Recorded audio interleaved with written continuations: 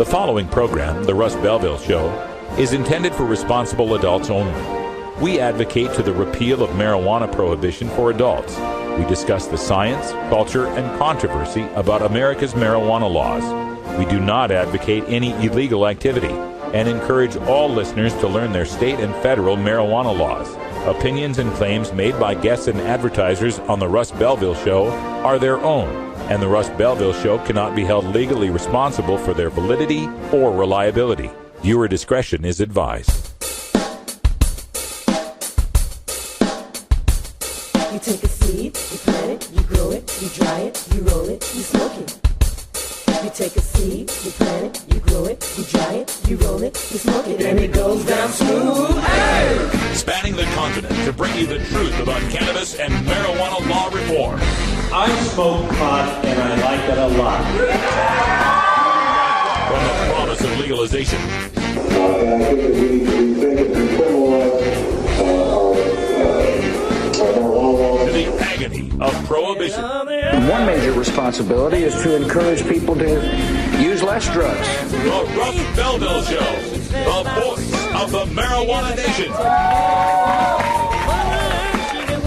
Yeah, I hear you had a question for me. Now, here's your host, Radical Russ Belville. Good day, tokers and tokettes, and welcome to the show. It is Thursday, March 28th, 2013, and it's got to be 420 somewhere in the world. I'm excited to bring you some video today that I took out at the Southwest 13th and Southwest Alder Street here in Portland, Oregon, where Roy Kaufman from the Marijuana Policy Project, the Oregon representative for the group, was unveiling the new Safer billboard. It says beer, wine, safer, and very tall, prominent billboard. We've got coverage of my interview with Roy Kaufman from MPP, as well as his press conference with representatives from all four network affiliates were there. This will be on the evening news all across Portland and the metro area tonight. And we've got the entire press conference with Roy Kaufman, as well as an interview and press conference with Steve Woolard, who's the head of the Portland Craft Beer and Wine Festival. You'll be pleasantly surprised what he has to say about the billboard and marijuana legalization in the state of Oregon. Stay tuned for that. It's coming up at 5:30. Before we get to all of that, though, we're going to get to our 420 radio news. We got all sorts of headlines coming out of Indiana and New York and other states with respect to marijuana legalization, medical marijuana, and decriminalization. Also, we're going to go behind the headlines today and take a look at an interesting proposal that's happening out there in Colorado. Actually, an audit that's gone on in Colorado with their medical marijuana enforcement division. Some serious, grievous problems going on there with tax revenues, overspending, and inability to get the licensing done in time. Also, we've got Bago Schwago calling in today for our daily Toker tunes for Groove and Thursday. We got some music from Peso Swag. He's at Mr_Peso on Twitter if you want to follow him. So looking forward to some great hip hop here at 20 after the hour. And at the end of the show, got time for a stupid prohibition story. Maybe one of the stupidest prohibition stories we've covered here on the Russ Belville Show. And in hour two, we'll take you into Toker Talk Radio. The phone lines will be open at 971-533-7111. We'll take your calls. We'll talk about the news, and we'll have all sorts of things to say about marijuana. That's why we're here. Thanks for tuning in. We really appreciate it. Check us out on YouTube, on Facebook, and on Twitter under Radical Russ, RB Show 420, and 420radio.org. Stick around. We're going to have a good time today. We'll be right back after these messages from our 420 friendly sponsors. Support these advertisers because their ad money goes straight to the Russ Belville Show. You're tuned into the Russ Belville Show, the voice of the marijuana nation.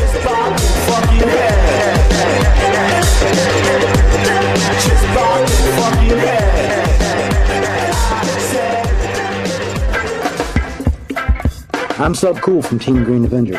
At TGAgenetics.com, we are working on the leading edge of medical strains. Our strains are rigorously tested for THC, CBD, THCV, and other critical cannabinoids. Know your grow. Check out our genetic diversity at tgagenetics.com, the home of Jelly Bean, Jack the Ripper, Vortex, and other award-winning cannabis strains.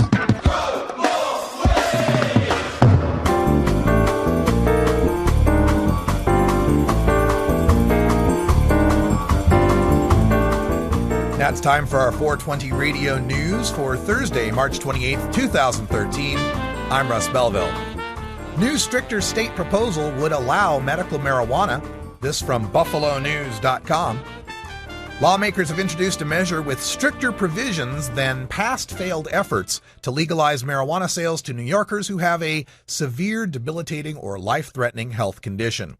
The new bill, which ends such past ideas as letting people grow their own marijuana, would have the state health department regulate the process, which would include allowing a certain number of private for-profits or not-for-profits to grow the plants and sell the drug under new security protocols to patients with treatment plans approved by a physician, physician's assistant, or nurse practitioner.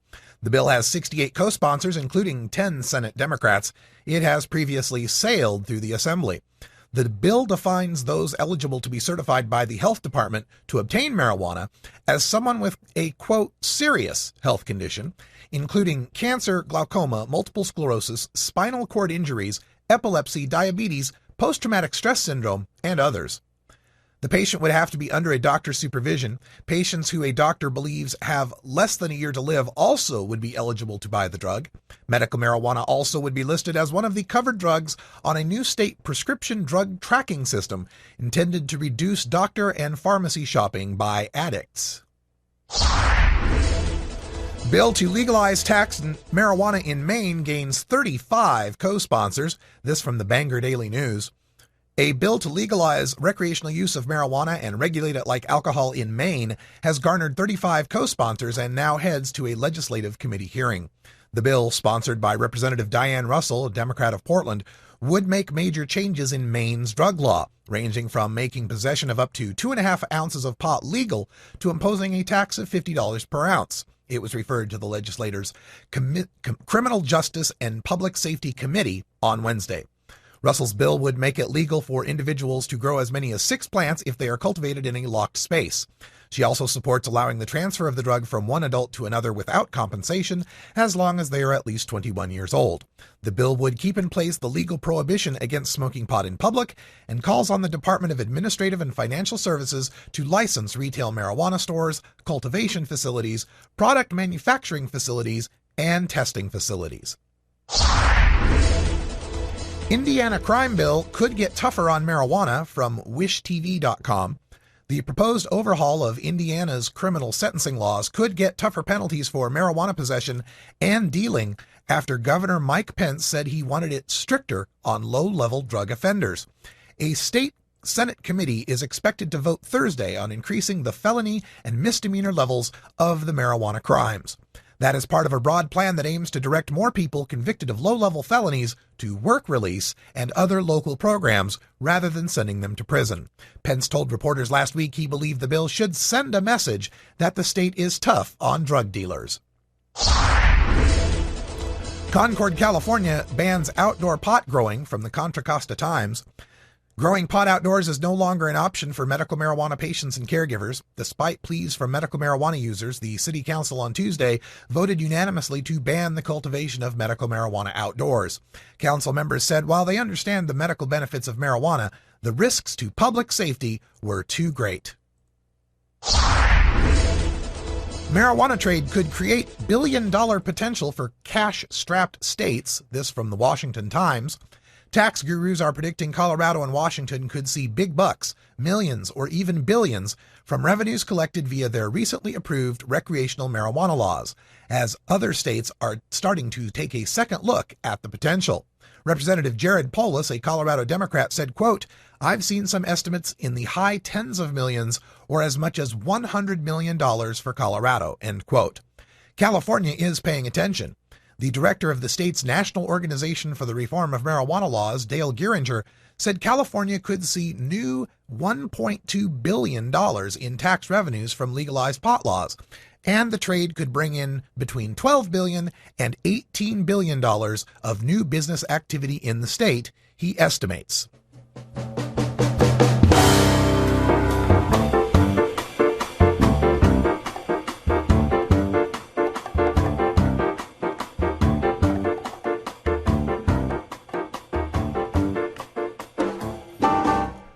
And that's your 420 Radio News for Thursday, March 28th, 2013.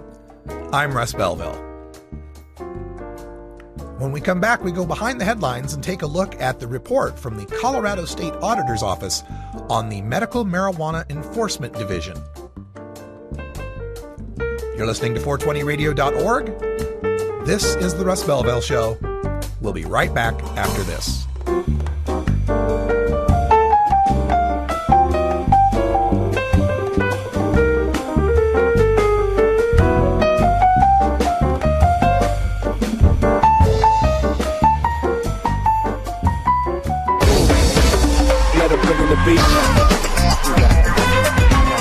Adam Hand of Handmade Apparel produces quality custom designs for t-shirts, hats, and other apparel. Handmade Apparel is the official design shop for 420 Radio, The Russ Belville Show, Ganja John, and Cascadia Concentrates, among many clients who rely on Adam Hand for everything from short-run custom projects to full-run clothing lines. Adam's meticulous designs are individually crafted and screened in vibrant high-definition color. Visit handmadeapparel.biz to browse the selection of handmade gear or to get a personal quote for your own designs. Handmade Apparel, a proud supporter of 420radio.org.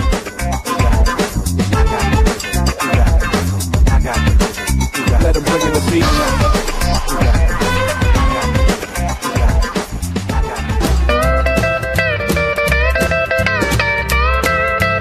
When I was in England, I experimented with marijuana a time or two, and I didn't like it, and didn't inhale, and never tried it again. I think you'd probably be a lot cooler if you had, Mr. President. Said, hey, do you have it going, kids? Sure would be a lot cooler if you did. Lie, don't hide it. Lie, don't hide it. Oh, lie, don't hide it. Lie, don't hide it. Just lie, don't hide it. Bye. Welcome back, everybody. 12 after the hour. Time for us to go behind the headlines. And today from Yahoo News, we got report from the Colorado State Auditor's Office, which has just recently released a report, an audit they have done on the Colorado Medical Marijuana Enforcement Division. This falls under the Department of Revenue. And of course, Colorado is known for having a very intricate medical marijuana system of licensing and production and taxing that this Medical Marijuana Enforcement Division is supposed to be in charge of. Well, apparently, according to this report, it's alleged that they haven't been following the law when it comes to regulating the industry. They've been underreporting tax revenue and not spending their money very wisely. Let's take a look at some of the things in this report that have got people up in arms in Colorado, I'm sure. First of all, the division was established in July of 2010 to license and regulate the businesses that grow, cultivate, and sell medical marijuana products. So the division, this Medical Marijuana Enforcement Division, since July of 2010, they're in charge of about 1,440 different medical marijuana businesses. And the way that this division funds itself is mostly from the business application and licensing fees. So, according to this auditor's report, the division took, on average, 23 months to issue final licensing decisions by the August 1 effective date of a 2-year moratorium on new medical marijuana businesses. So, that 2-year moratorium, 24-month moratorium, it was taking them 23 months to process applications. Okay, that's kind of problematic. And as of October, 41% of the original license applications, trying to get in before this moratorium, still haven't been acted on. They're still pending. Some of the division here, the spending. This is what we got to get to. The spending from this division. The division spent about $1.1 million in the years 2011 through 2012 to develop a marijuana plant tracking system. You've probably heard of Colorado having what's called a seed to sale tracking system, right? Where from the moment it sprouts and all the way until it's sold, we're going to keep track of where it is, who had it, who owned it, where it was bought, what taxes were paid on it, and so forth, right? And so all the people in Colorado who've been paying their license fees, their application fees, were doing so with the understanding that, well, creating such a system is going to be expensive. It's going to take some money. So yeah, we'll pay these fees and we'll have this system and everybody will be happy. Well, after spending $1.1 million from 2011 and 2012 to develop this system, it fell short by about $400,000 due to financial difficulties and still has not implemented the system. So starting, July of 2010 till now, still has not implemented this system. The auditor also found the division doesn't use prescribed statutory processes when confiscating marijuana. That's kind of a problem. Confiscating marijuana from people, if the division finds that you're a dispensary operating outside the law, they confiscate they're not following the rules there. Okay. According to the report, the division suffered 19 consecutive months of net losses. I'm struggling to think of anyone involved in any marijuana business who could suffer 19 months of straight losses. It's not like selling weed is not a profitable industry. There's money to be made there. You really have to go out of your way to mess it up, don't you? Well, listen to how they messed this up. They had a loss of $2.3 million in June 2011 alone, 1 month, because of large capital purchases, including furniture, computer equipment, and software for the marijuana plant tracking program. The one that isn't working still. So of this $2.3 million, all right, furniture, computer equipment, and software. That's got to be some nice furniture, right? Well, here's some of the furniture purchases. $28,000 for 7 desk extenders. $16,000 for 3 cubicles. Wow. $5,000 cubicles.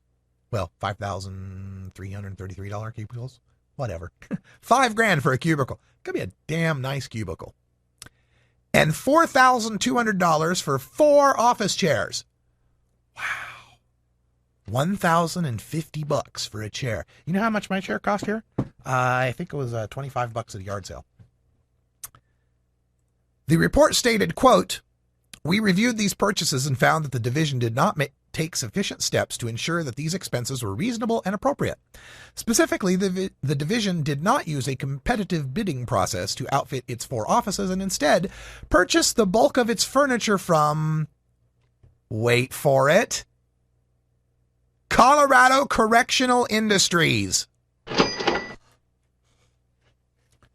So, the people who've been buying medical marijuana licenses to run legit medical marijuana businesses in the state of Colorado had that money extravagantly spent and funneled to the Colorado Correctional Industries, the private prison industry, to buy furniture at $1,000 a chair that was probably assembled or sold or tracked by inmates making 23 cents an hour.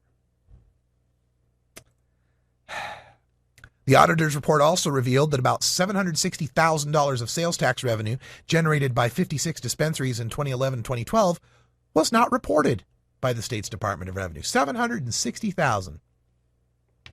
Due to financial difficulties, the division laid off most of its staff in 2012, the report stated, adding that weaknesses in fee setting, strategic planning, and expense controls contributed to those financial problems. So somebody at the top who was funneling money, $1,000 a chair, $5,000 a cubicle, to the Colorado Correctional Industries, because of those decisions, people that had government jobs at the division, your low-level clerks, your average IT bit pushers, are out of a job, are laid off. And, of course, this has blowback against the attempts now to set up a legal industry here with respect to legal marijuana after Amendment 64. Representative Brian Del Grosso, a Republican of Loveland, said, quote, If they couldn't handle the little piece they have now, there's no way we can trust them to handle more. End quote. We got to get on the ball with this, people. We cannot let these medical marijuana industries take down legalization. I'm just appalled by this story. We've got to do it right, people. We've got to do it right. We've got to hold government's feet to the fire, businesses' feet to the fire, so they don't screw it up for us consumers. Oh, have you ever met that funny reefer man? A reefer man. Have you ever met that funny reefer man? A reefer man. If he said he swam to China, he would sell you South Carolina. Then you know you're talking to that reefer man.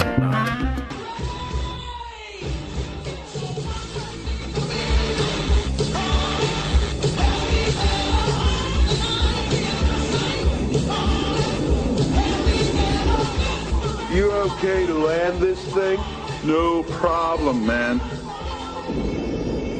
I think you're going a little high, man. It's okay, man. If there's one thing I know, it's how to drive when I'm stoned. It's like you know your perspective's fucked, so you just gotta let your hands work the controls as if you're straight.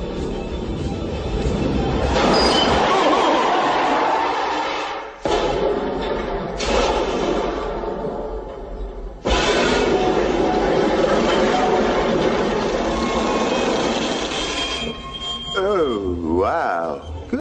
Fun. Don't let him down, Fox. Ooh, yeah.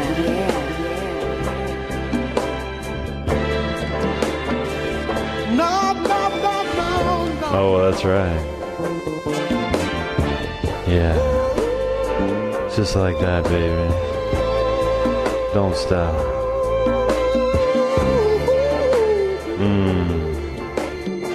I like it. You like it, baby? Yeah. No, sugar won't do it. Feels good, right?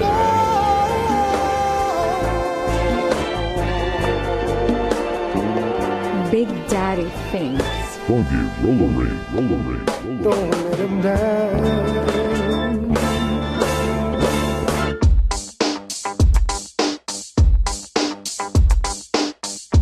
Everyone knows music and marijuana go together, so let's wind up our 20 after break with the Russ Belville Show's Daily Toker Tunes, the best in pod-safe 420 music from around the web. Today is Groovin' Thursday, featuring rap, hip-hop, soul, and funk music. You can get downloads and more information about all our Daily Toker Tunes by visiting music.radicalruss.com. Now, sit back and enjoy your Daily Toker Tune. Oh, we are ready for Groovin' Thursday today. We got Bago Schwago on the line. Welcome back to the show, Bago. Are you there, Bago Schwago? Can you hear us? There, how's that? Can you hear me now? Yeah, we got you now. How you doing, man? Okay. I'm doing good. How about yourself? Great. Just went downtown and got some footage. We're going to show that after the tune. And it was a nice day out here in Portland. I have a nice day here in Arizona. Hot, I guess I can't complain. 80 degrees, so much nicer than what we got here, man. So we've got this real cool looking dude, Peso Swag. I thought Bago Schwago and Peso Swag. We got a theme going here, huh?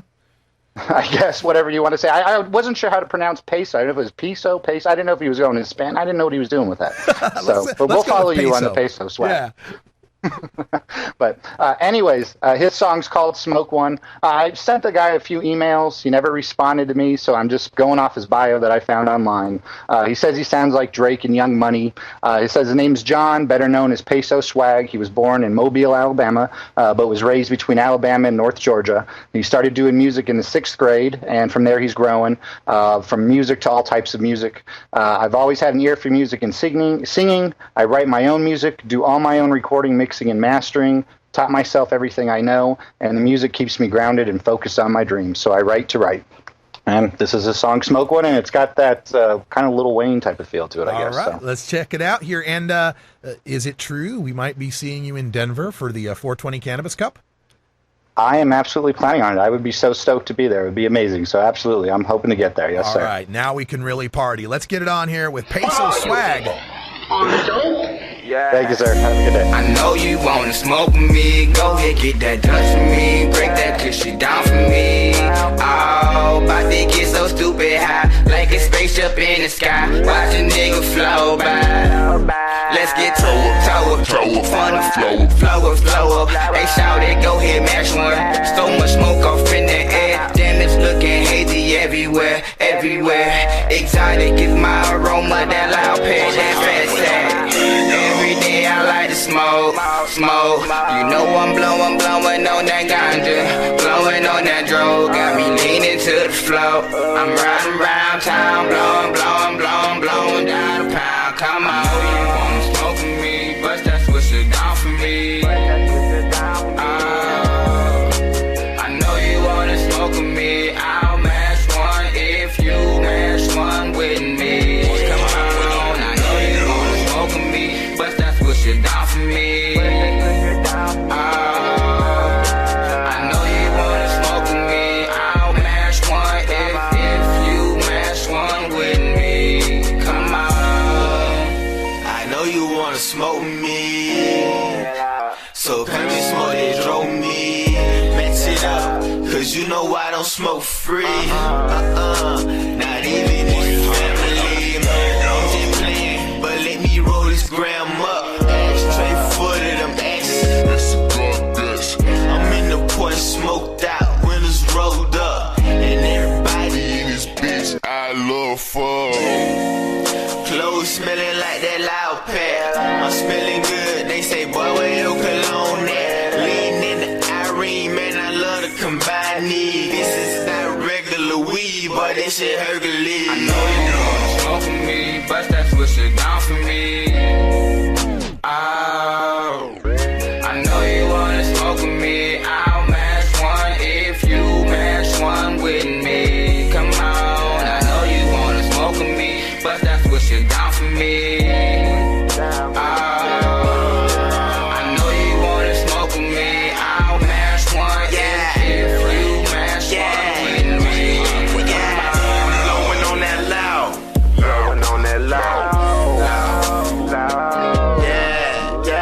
There go them strange clouds.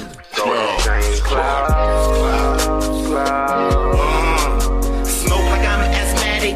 Smell it on my jacket. That meat is so pathetic. I'm smoking on athletic. That's strong. I'm on it right now. They saying shit, but my girl telling me pipe down. We just smoking fuck, like the gas up and go to town. Smelling like a pound in that all white crown. Victoria is a secret, so I'ma keep it real. I spent so much on loud last year, I could've bought myself a deal. For real. Smoke with me, bust that swisher down for me. I know you wanna smoke with me. I'll mash one if you mash one with me. Come on, I know you wanna smoke with me. Bust that swisher down for me. I know you wanna smoke with me. I'll mash one if you mash one with me. Come on. I'll roll one. Mash one. I know you wanna smoke with me. One. I know you wanna smoke with me. I'll roll one. You roll one with me. Come on, cause I know you wanna smoke with me. I know you wanna smoke with me. I'll mash one if you mash one with me.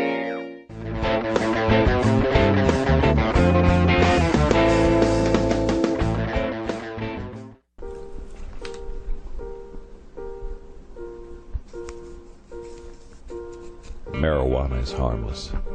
That's what everybody says these days. It's fun. It's recreational. Some even call it medicine. But every year, millions of young people find out that marijuana is extremely dangerous. Every year they find out that it's deadly. Marijuana smoke is lethal and toxic. Don't believe anything you've ever heard positive about smoking marijuana. It will kill you. Really. It's really going to kill you. Don't smoke it. It will really, really kill you. Seriously. It's going to kill you.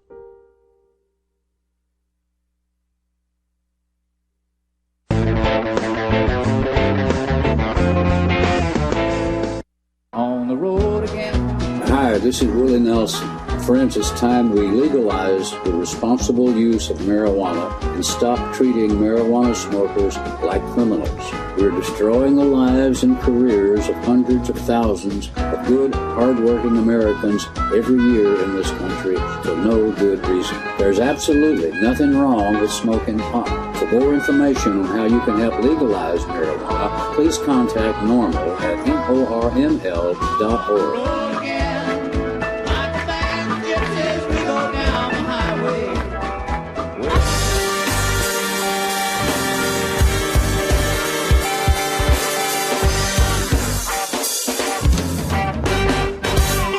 Activism begins with ACT. The Russ Belville Show features the stories of hardworking grassroots activists working for an end to prohibition in today's activist agenda.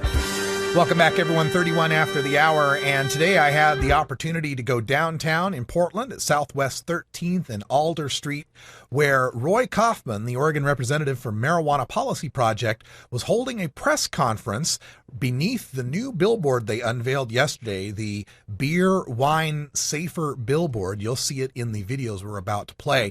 I've got 4 videos for you. The first one is my own one-on-one interview with Roy Kaufman before the event. Then we've got the press conference where affiliates from ABC, CBS, NBC, and Fox here in Portland, Oregon, all covered the press conference. It should be on all their news tonight at 6 and 11. And then it was followed up by the representative, the founder of the Portland Craft Beer and Wine Festival taking place this weekend, Steve Woolard, who spoke to the assembled media, and then I had a chance to speak with him one-on-one after the press conference. Let's go to the video here, which is also available at our YouTube channel, youtube.com/RadicalRuss.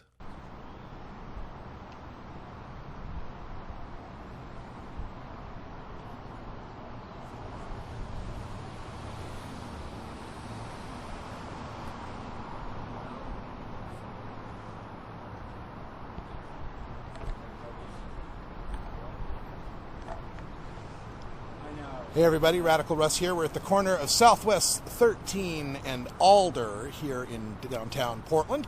And up over my shoulder there, you can see the new billboard that's sponsored by Marijuana Policy Project, the Beer, Wine, and Safer. And waiting for the press conference here, we have Roy Kaufman, who is the Oregon liaison, or... That's right, is that the representative? Okay, right. Liaison sounds very fancy. For the campaign. So, how long will we have this up here? This is awesome. Yeah, it is. It's great. So the board went up late Tuesday night, the 26th, I believe, and it'll be up through almost the end of April. Oh. And really, if you look at the top of the board, it says April is Alcohol Awareness Month, and that the intention is to capture the pride that we feel and the comfort that most adults in Oregon feel with our state's beer and our state's wine and liquor, and just remind them that even though you're comfortable consuming it, and even though we celebrate it at festivals, the reality is it's significantly more dangerous as a substance than marijuana. And if we're going to be encouraging people to consume alcohol, we want them to at least take a moment and think about the relative harms of these different substances. Do you worry any of backlash from the craft beer or craft wine industry, that they might say, oh, you're trying to say that we're bad? You know, that's a concern I've heard a lot, and one of the reasons why we're not as concerned about that is we looked at how this education campaign took shape in Colorado ahead of the successful Amendment 64 campaign there last year. And Colorado is home to Coors, and it's home to, a lot of great craft breweries and a lot of great craft distilleries as well. So there wasn't pushback there in Colorado. We believe that Oregonians are going to embrace this message. And one of the things that I find really heartening is in a story that one of the broadcast stations did yesterday, they interviewed one of the organizers of the Spring Beer and Wine Fest that's taking place this weekend.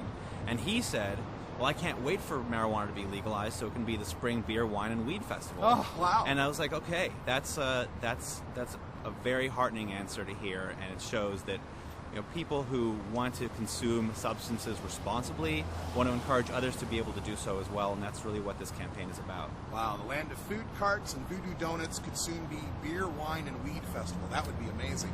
So this billboard, we got one here in April in downtown Portland. Are there plans to have more billboards in more cities throughout Oregon? Yes, absolutely. I mean, this is, with the town hall that we had in January with Congressman Blumenauer, now doing this billboard through the month of April.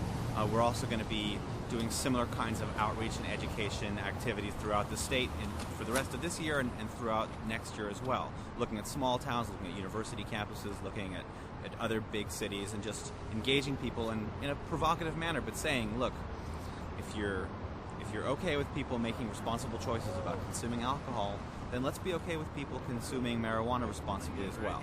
I would assume then this educational campaign is leading up to a initiative, It is. We really want to be able to reach out and have this kind of a conversation. We're looking at 2016 for a ballot initiative. There's plenty that could happen between now and 2016, but that's the goal, is to really have these kinds of dialogues for the next couple of years, remove some of the fear and some of the stigma that's been attached to this issue, and just have a conversation on the facts. Roy Kaufman with MPP here in Oregon. Before we let you go, I see all the media starting to show up. You're going to be really busy here in a second. So tell folks if they want to help out, if there's any way they can get in contact with you or the campaign. Yeah, absolutely. The best thing to do is to go to MPP's website. That's mpp.org, mpp.org. There's an Oregon page there. We're going to be updating it with more information, with updates of upcoming events, and then also debriefs and blog posts of events like today. So go there. If you're not signed up for their mail list, we're live, folks. sign up for their list at mpp.org, and you'll get updates, and we'll ask you to help us as well. We'll push out action alerts around specific legislation. We're going to ask you to talk to your parents, talk to your grandparents, be a part of this effort. All right. Thank you, Roy, so much. Thank you, Russ. Billboard. Thanks for coming. So, Roy, what's the big occasion? Well, so we're here this morning to send a message to Oregonians. The message is, it's time to look at the objective facts. The facts of the debate. As we debate this issue of marijuana legalization, it's time to look at what are the facts. And the facts are, marijuana is objectively less harmful than alcohol. It's important for Oregonians to understand that, to appreciate that, and to keep that fact in mind as this debate goes on. We need to think as a community about why we're continuing to push people toward consuming alcohol and punishing adults who want to make a safer, less harmful choice, consuming marijuana. The billboard has gone up today and yesterday, and will be up through the end of April, which is Alcohol Awareness Month. This weekend is also the Spring Beer and Wine Festival. It's one of the biggest in the state. It's really one of the biggest in the country. And it really marks the beginning of a season of beer and wine celebrations, where we have beer festivals throughout summer, we have wine festivals throughout the spring and summer, and we, as a community, celebrate our alcohol. We remind people to consume it responsibly, but we celebrate a substance that we know to be very dangerous.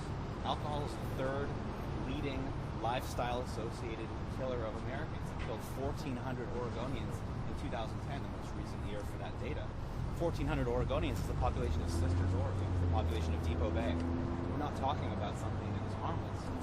What we're saying is, if we're going to encourage and promote the use of alcohol by adults, at a minimum, we need to be making sure that adults are aware marijuana is demonstrably safer than alcohol. It is less harmful to the individual, it's less harmful to the community, it's less harmful for public costs, it's less harmful for public safety. Oregon has been debating whether to legalize marijuana. We saw a measure on it last year, and we're going to see measures on it in the future. Marijuana Policy Project is going to be putting a measure on the ballot in 2016. But right now, we believe it's important to have the kinds of conversations with Oregonians, with the town hall with Congressman Blumenauer that took place in January, with this billboard that's going to be up through April, with events, outreach town halls, and media events throughout this year and next year. As the billboard notes, this is an opportune time. Alcohol Awareness Month is an opportune time to be talking about the relative harms of alcohol and marijuana. This billboard isn't simply saying, go ahead and choose one or the other. It's saying, don't just drink. Think about circumstances. Think about what you're consuming. If you're enjoying a glass of beer, if you're enjoying a glass of wine, a great Oregon IPA, if you're enjoying a great Oregon Pinot Noir, think about how adults who choose to use marijuana for many of the same reasons, to relax, to socialize with friends, to enjoy themselves, to be responsible, to consume responsibly in that manner. Think about what message we're sending to those adults and what message we're sending to future generations when we tell people we're going to punish them for making a choice that is safer than alcohol, and we are going to encourage them to consume a substance that's more dangerous.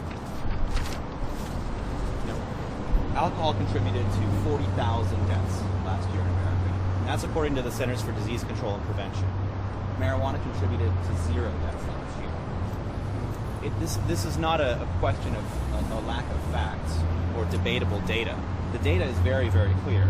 And Oregonians are very pragmatic people, and we are very proud of the way that we solve problems that are very tough problems. Other states may battle the way they like to battle, and Oregonians like to have the facts and make informed decisions. What we're saying in this campaign is have the facts, understand marijuana is objectively less harmful than alcohol, and let's look at it that way. Let's talk about it with our neighbors, our friends, our parents, our grandparents that way, and encourage people to have the information that they need.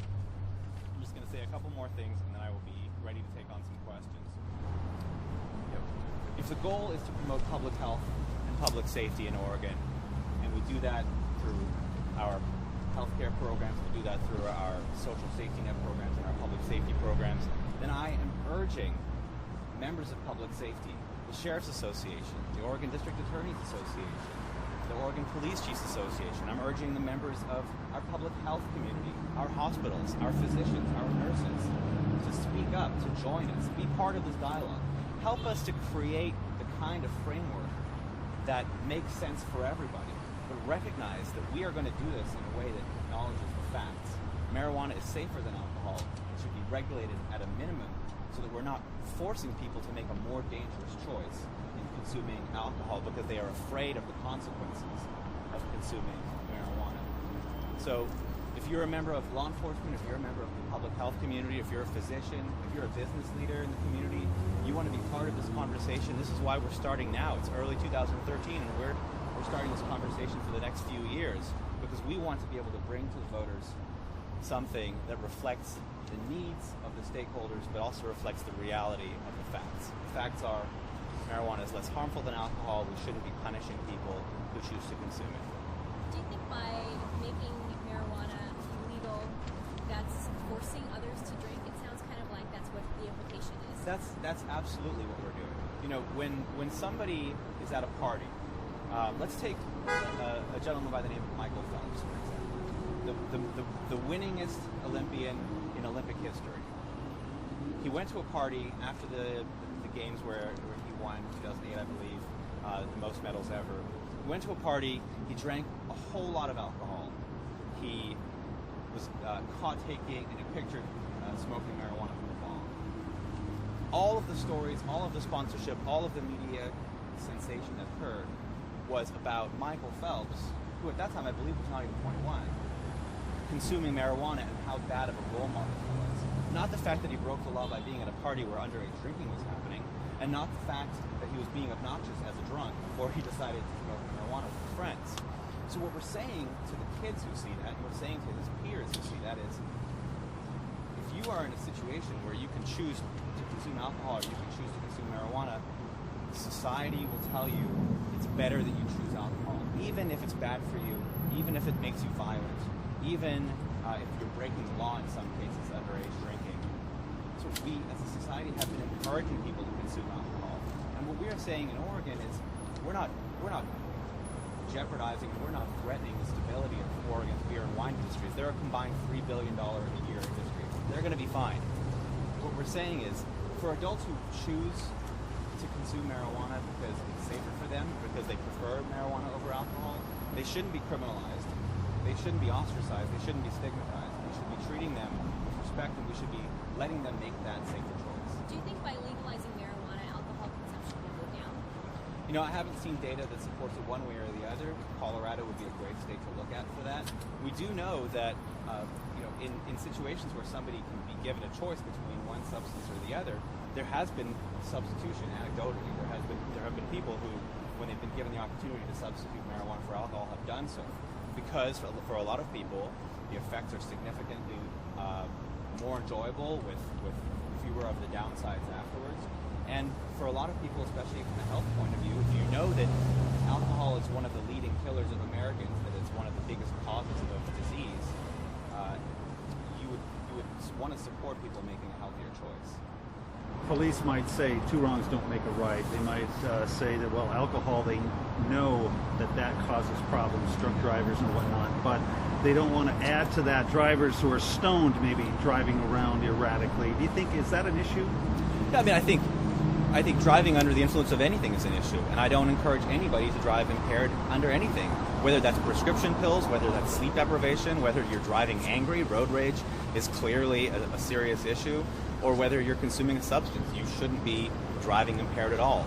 But when police make claims that somehow all of a sudden, if marijuana is legalized and regulated, there's going to be more people driving stoned, it just doesn't recognize the reality that marijuana is already a largely consumed substance in our community. It's the largest cash crop in Oregon. It's bigger than wheat. It's bigger than Christmas trees. It's bigger than any other crop, except it's entirely untaxed and entirely unregulated. From an economic point of view and a public safety point of view, it makes sense that we regulate it appropriately. Are you demonizing alcohol or promoting alcohol? Because it seems like there's a mixed message.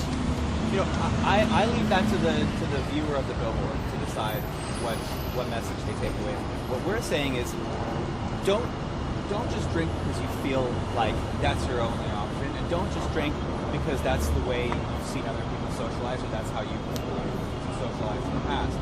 If you're going to drink, recognize the health impacts, do so responsibly, but also understand that if you are choosing to consume alcohol because that is how you like to enjoy your time and socialize with friends and family, then at a minimum we shouldn't be punishing people who want to choose to socialize and enjoy time with their family and friends in a different manner, in a safer manner. And you know, it's interesting that you say that. There was a brief story that I saw yesterday about the Billboard going up, and one of the organizers of this weekend's Spring Beer and Wine Festival was interviewed, and the reporter asked him, are you threatened by this? Are you offended by this? You know, they talked about the Spring Beer and Wine Festival in the media advisory, and he said, no, absolutely not. You know, as a matter of fact, we can't wait for the time when it will become the Spring Beer, Wine, and Weed Festival.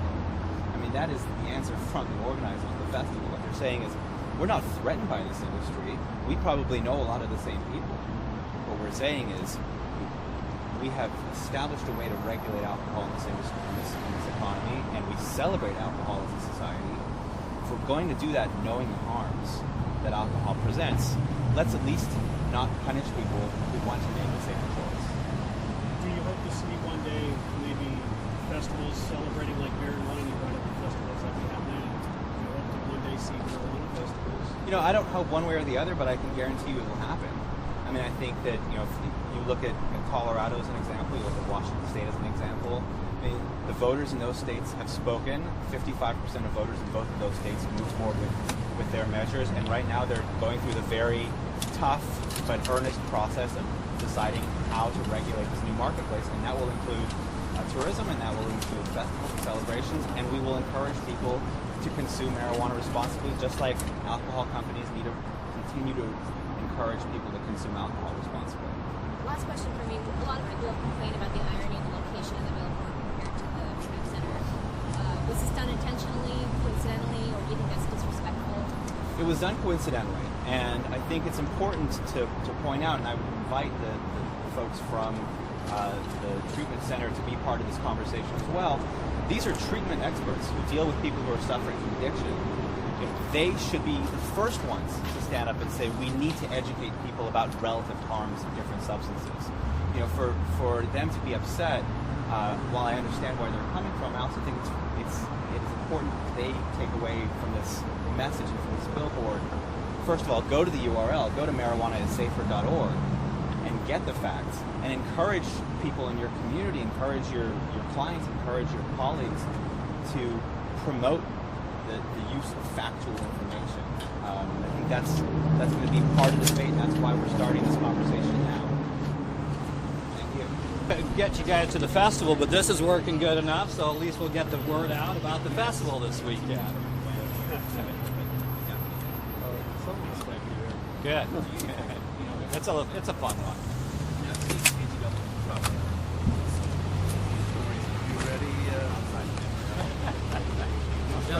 They're getting a much. They have to get the mic. So we're looking at.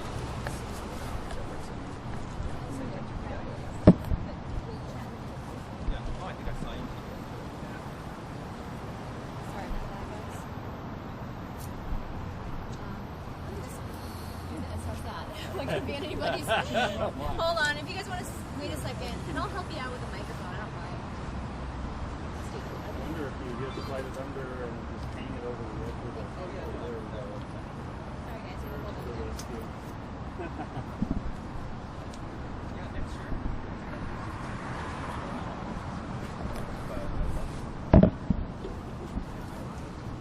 Your name, please?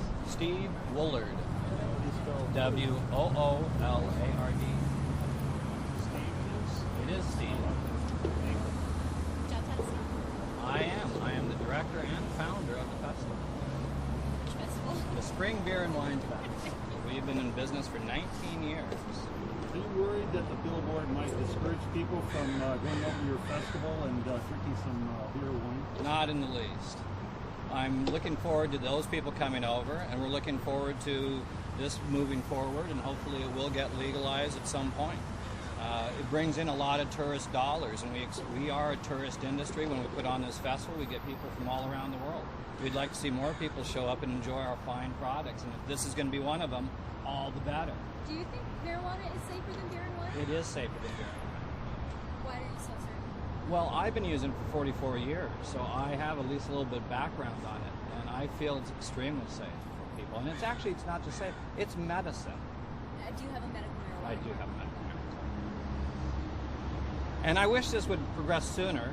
I'm glad that Washington and Colorado have taken the lead on this. Oregon should be right there with it. And if we could move it along quicker, next year, Easter is on 4/20. Well, there you go. What about moms and dads who are watching who might have teenagers at home who are impressionable and think this sends the wrong message to them? That is a discussion they'll have to have with their kids. We could easily have some representation at the festival. They can't sell it, of course, but at least they can be represented, and no one's contacted us yet, which is surprisingly. We have 170 booths. We're pretty well sold out. But to me, it would make sense if I were a business owner, I would be getting in front of this crowd. But they aren't selling it. They can't have an sell offer it. for donation. Well, they can't even do that, but at reimbursement, least they can let people know that they are in business, where to go, and what they have to offer. And in the future, we're part of Metro at the OCC. Metro does not allow smoking, so we'll never be able to have smoking there. But if it's legal, I see no reason why they can't buy, just like we have chocolates and cheeses, why the medicine can't be sold. As long as you have your, if it's legal, then you don't need a card. But for now, exactly, we do what we can. But it should be all under one roof. We started with the beer festival. A lot more wineries came in, so we brought the wineries in. Now we're dealing with the distillers. This is the next step. So.